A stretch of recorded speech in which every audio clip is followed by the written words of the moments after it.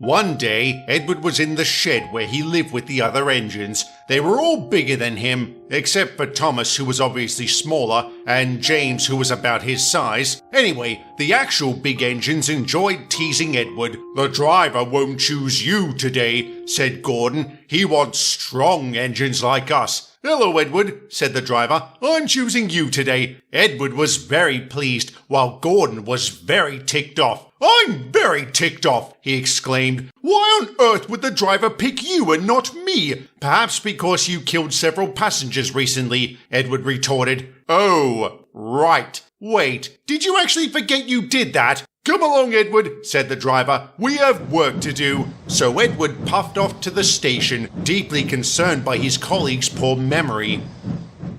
Edward worked hard all day, taking passengers up and down the line.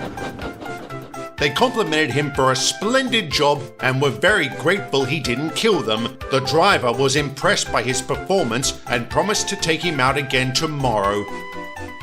The next morning, while Edward was getting ready, he noticed Gordon was gone. Suddenly, he heard screaming and the big blue engine thundered by with the express. Edward was mortified. "That galloping sausage has stolen my train!" he exclaimed. "Come on, Edward," said the driver. "Let's get after him." "Ha ha!" Gordon hallooed. "You can't catch me, little Edward." "Wrong!" "That's impossible! How did you do that?" "Oh, there'll be plenty of time for explanation later, but right now, I'm going to whoop your tender."